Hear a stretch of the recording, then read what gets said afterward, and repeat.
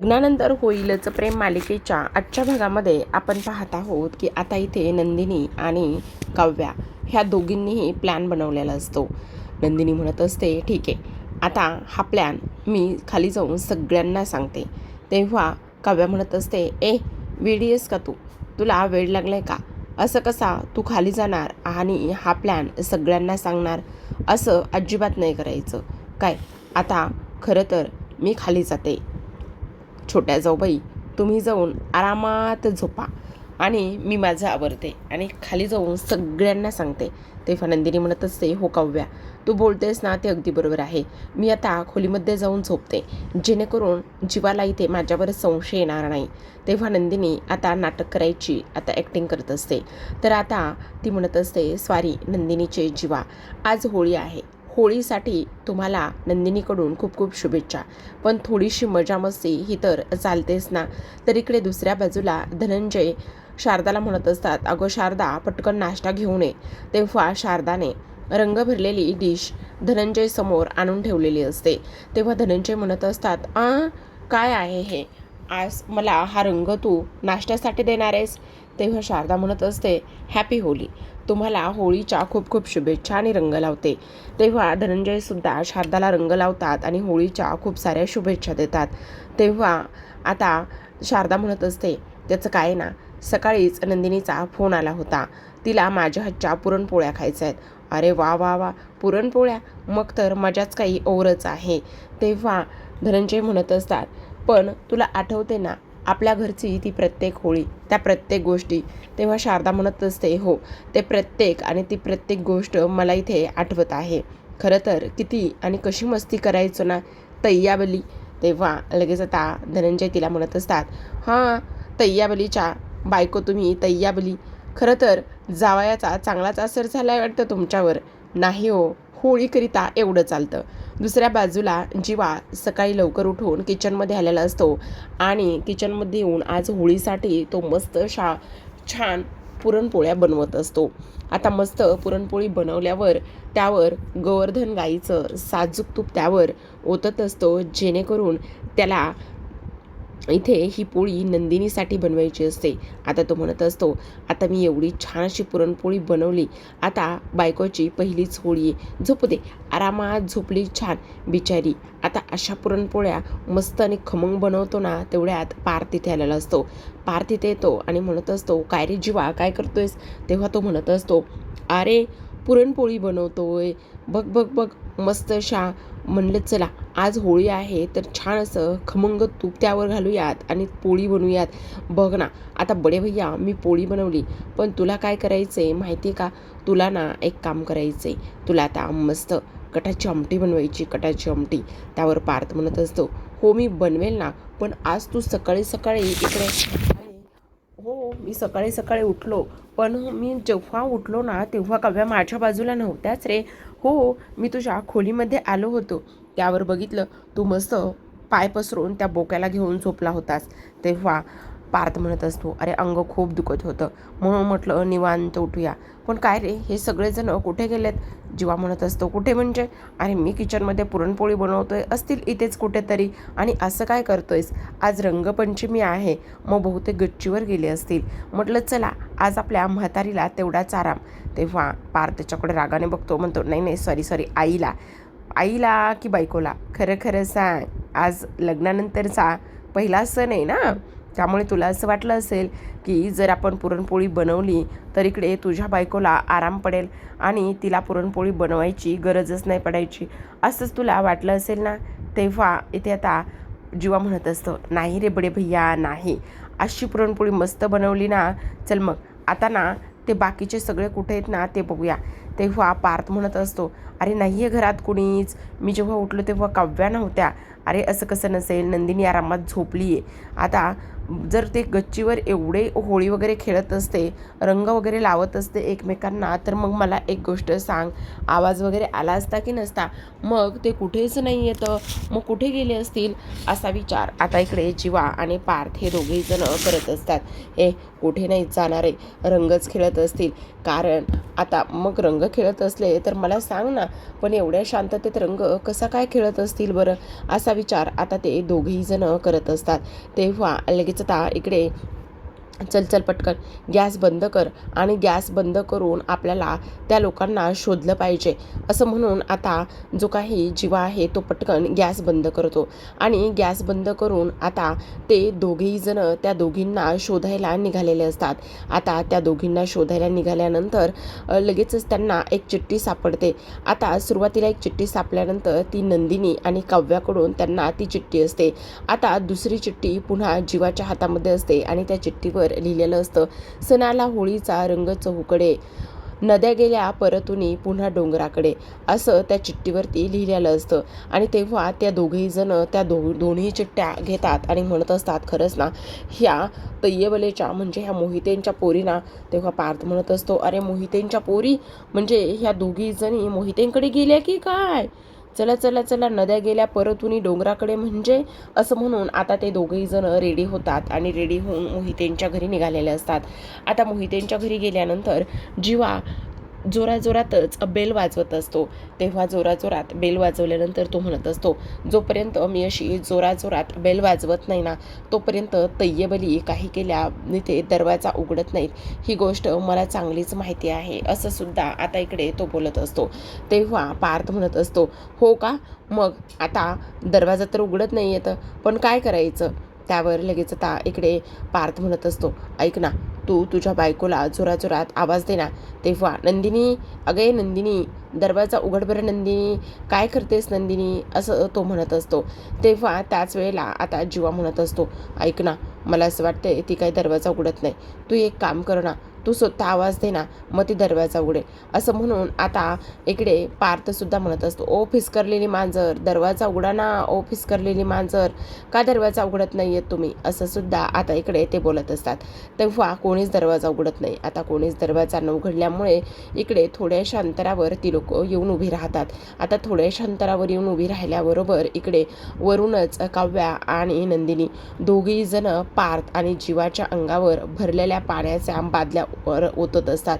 आता भरलेल्या पाण्याच्या बादल्या म्हणजे त्यामध्ये पाणीसुद्धा असतं आणि रंग मिक्स केलेला असतो, आणि ते सगळं आता त्या दोघांच्याही अंगावर त्या लोकांनी ओतलेलं असतं. जेव्हा त्या दोघांच्याही अंगावर ते ओतलं जातं तेव्हा मात्र इकडे त्यावरून हसत असतात. त्याच वेळेला आता इकडे काव्याला पार्थ म्हणत असतो, काव्या, तुम्ही वर काय करताय, ताबडतोब खाली या, मला तुम्हाला आत्ताच्या आत्ता रंग लावायचा आहे, तुम्हाला सांगितलं ना तुम्ही ताबडतोब खाली या म्हणून. तेव्हा जीवासुद्धा म्हणत असतो, हे पण नंदिनी, आत्ताच्या आत्ता खाली ये चकाचक बाई, मला सुद्धा तुला रंग लावायचा आहे, जोपर्यंत तू खाली येत नाही तोपर्यंत मी शांत बसणार नाही. तेव्हा त्या म्हणत असतात, नाही, आता तुम्हाला वर यायचं आहे ना, तर तुम्ही वर येऊन दाखवा.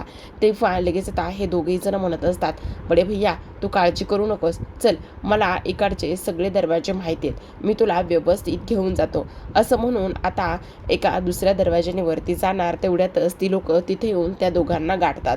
आणि तिथे येऊन त्या दोघांना गाठल्यानंतर आपण पाहतो की आता ते सगळेजण पार्थ आणि जीवावर तुटून पडलेले असतात त्या दोघांनाही रंग लावण्यासाठी. आणि त्या दोघांनाही रंग लावण्यासाठी तुटून पडल्यानंतर आता खूपच रंग त्या दोघांना लावलेला असतो सगळ्यांनी. तेव्हा आता रम्या आणि वसू म्हणत असतात, अरे हा तर सगळा तुमच्या दोघांच्या बायकोचाच प्लॅन आहे, त्यांनाच इकडे तुम्हाला अशा बाजूला घेऊन यायचं होतं आणि तुम्हाला अशा पद्धतीने रंग लावायचा होता, हा सगळा काही त्यांचाच प्लॅन आहे, आमचं याच्यामध्ये काहीच नाही आहे, समजलं, असं सुद्धा आता इकडे ती लोक बोलत असतात. आता हे सगळं काही बोलल्यानंतर इकडे जो काही पार्थ आणि त्याचसोबत जीवा हे दोघेजणही शांत बसलेले असतात. आता इकडे त्या दोघांना सुद्धा रंग खरं तर लावायचं असतं बरं का, आणि रंग लावायचं असल्या कारणाने इथे आता ते दोघेही जण त्यांच्याकडे पाहतात, पण त्यांच्याकडे रंगच नसतो. तेव्हा नंदिनी म्हणत असते, हॅपी होळी, हॅपी होळी, तुम्हाला होळीच्या खूप खूप शुभेच्छा. आता इकडे जीवा आणि पार्थ म्हणत असतात, तुम्ही आम्हाला मुद्दामून असं केलंय ना, तुम्ही आम्हाला मुद्दामून सांगितलं नाही ना ना, पण आम्हीसुद्धा आता बघा तुम्हाला कसा रंग लावतोय ते, असं म्हणून आता ते दोघेही जण रंग लावायला हात ओपन करतात. पण त्यांच्या हातामध्ये रंगच नसतो.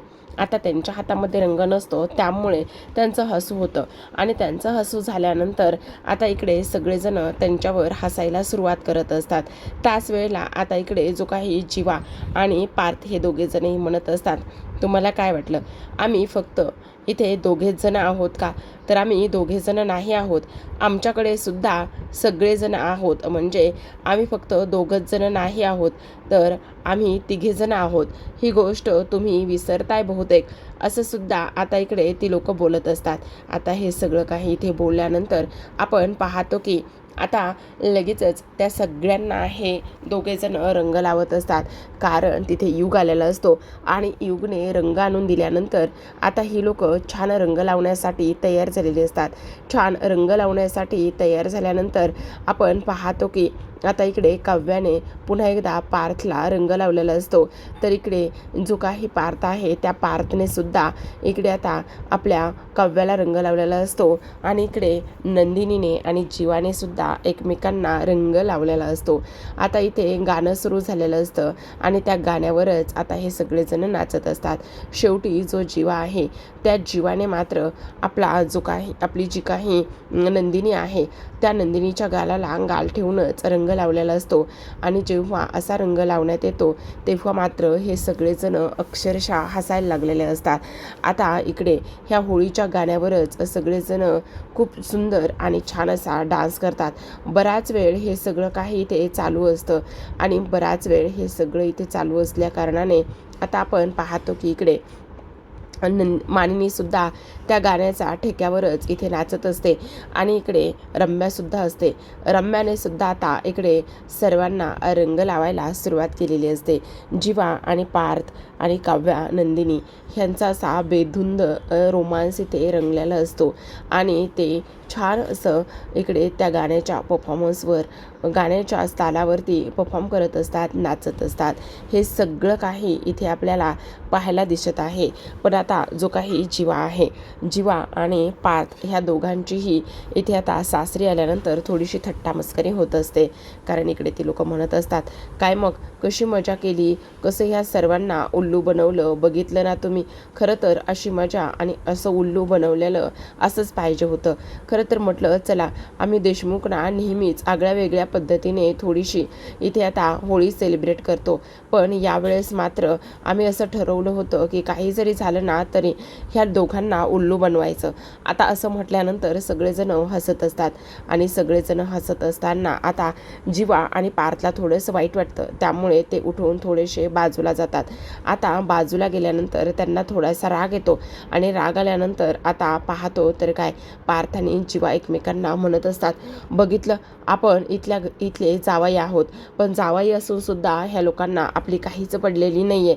ह्यांना तर आपली जावयाचा मानसुद्धा हे लोक ठेवत नाही आहेत.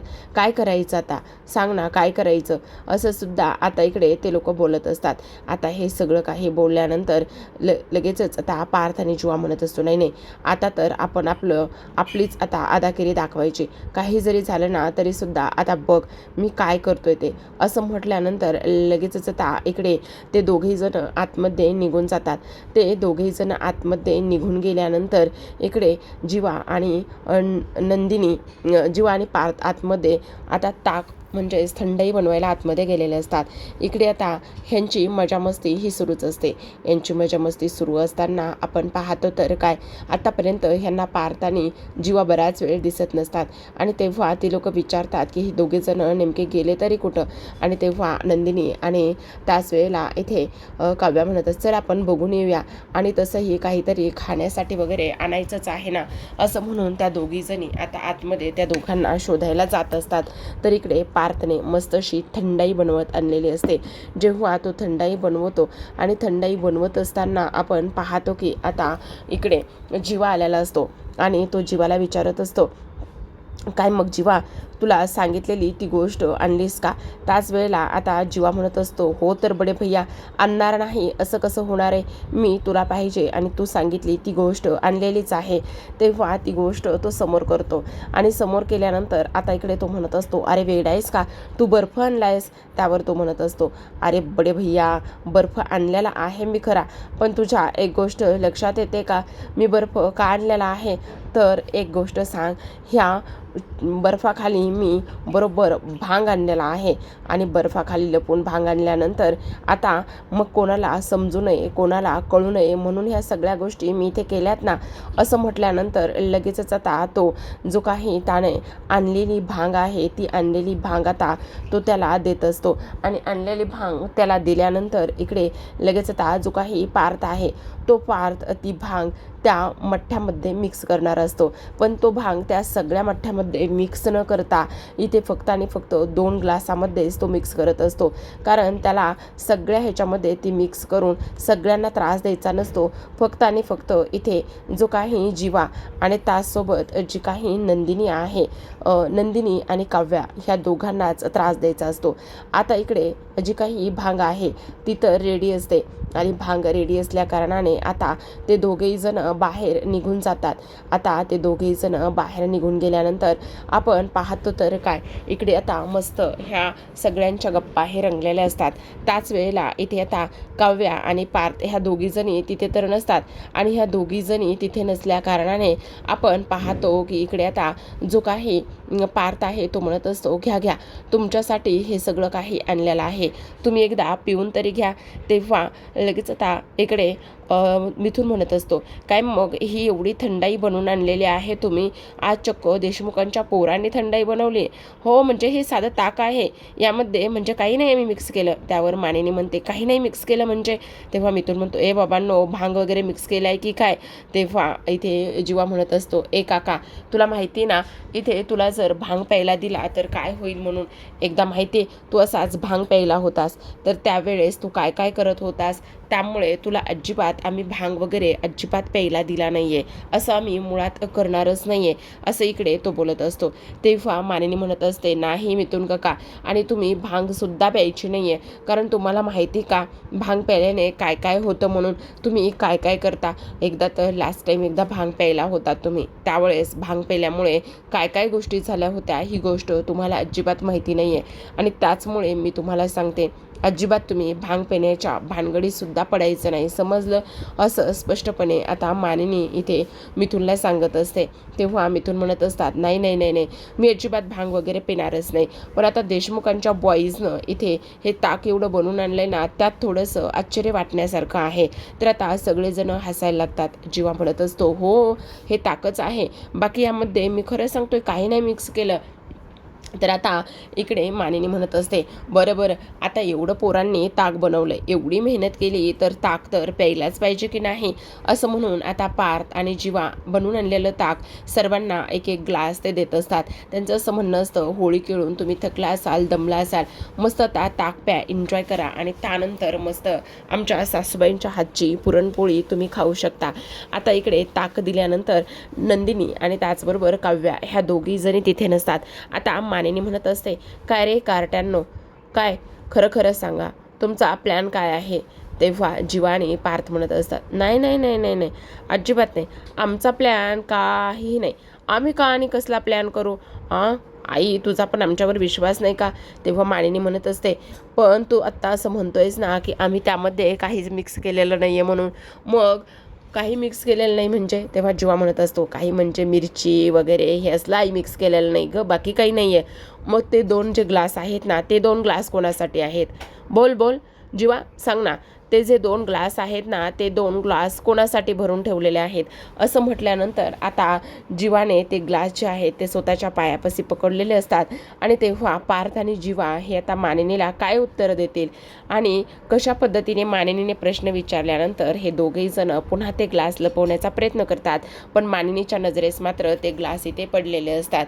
तर आता इकडे सगळेजणच त्या 2 भरलेल्या ग्लासाकडे पाहतात, पण आता जीवा आणि पार्थ काही बोलत नाही, पण मानिनी आता असं समजून जाईल की ते 2 ग्लास आहेत ते काव्या आणि नंदिनीसाठीच ह्या दोघांनी भरलेले असू शकतात.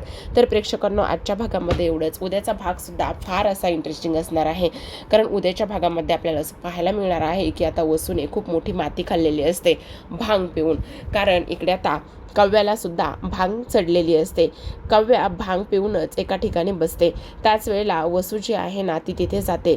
आता वसू तिथे गेल्यानंतर लगेच आपण पाहतो की इकडे वसू आणि इथे काव्या समोरासमोर असतात आणि तेव्हा काव्या म्हणत असते, अरे अरे अरे, तुम्ही आलात का? तुम्हाला सांगू का? काय मग, तुम्ही काळी मांजर आहात का? तेव्हा वसू म्हणत असते, तुला सांगू का, आमच्या घरामध्ये, देशमुखांच्या घरामध्ये सुद्धा एक कलेक्टर मांजर राहते. ती स्वतःला खूप शहाणी समजते. तेव्हा काव्या म्हणत असते, हो का? मग मला सांगा, आमच्या इथे सुद्धा एक काळी मांजर राहते. एक कारस्थानी करणारी काळी मांजर आमच्या घरात सुद्धा राहते. असं म्हणून दोघी एकमेकींचे गाल ओढत असतात. दोघी एकमेकींचे गाल ओढून आता दोघी एकमेकींबद्दल बोलत असतात. त्याच वेळेला काव्या म्हणत असते, पण तुम्हाला सांगू का, ती मांजर, ती कारस्थानी करणारे मांजर खूप जास्त, फार जास्त डेंजर आहे. त्याच वेळेला वसू म्हणत असते, पण तुला सांगू का, त्या कलेक्टर मांजरीच्या गँगच्या विरुद्ध किंवा त्या टोळीच्या विरुद्ध आम्ही अशा काही गोष्टी केल्या ना की ते त्यांना माहितीच नाही. तेव्हा काव्या म्हणते, काय केलं तुम्ही, काय केलं? त्यावर वसू म्हणत असते, अगं 16 डिसेंबरच्या वेळी ना आम्ही त्या टोळीच्या विरोधात एवढं मोठं कारस्थान केलं की त्यांना कळलंसुद्धा नाही. असं आता इकडे ती बोलत असते. कोणाच्या विरोधात केलं पण? तेव्हा ती म्हणते, त्या कारस्थानी कलेक्टर काळ्या मांजरीच्या विरोधात केले. ती कलेक्टरना खूप फिस करते. आणि काव्या म्हणत असते, काय काय? हो, तेच सांगते. 16 डिसेंबरला ना आम्ही त्या लोकांच्या विरोधात खूप मोठा गेम केला. असं म्हटल्यानंतर काव्या आता डोक्याला हात लावत असते. तर वसू तिला तो सगळा प्लॅन इथे सांगत असते. तर अशा पद्धतीने वसूने आता सगळं काही 16 डिसेंबरचं सांगून काव्याला स्वतःच्याच पायावर धुंडा मारून घेतलेला असतो. आणि आता इथे वसू हसायला लागलेली असते. पण आता इथे काव्यासुद्धा इथे जे काही भांग आहे ती प्यायलेली असते. पण काव्याला हे सगळं काही नंतर आठवेल का, हे पाहणं फार इंटरेस्टिंग असणार आहे. तर पाहत रहा लग्नानंतर होईलच प्रेम. भेटूयात पुन्हा एका अशाच नवीन रिव्ह्यू सोबत. तोपर्यंत धन्यवाद.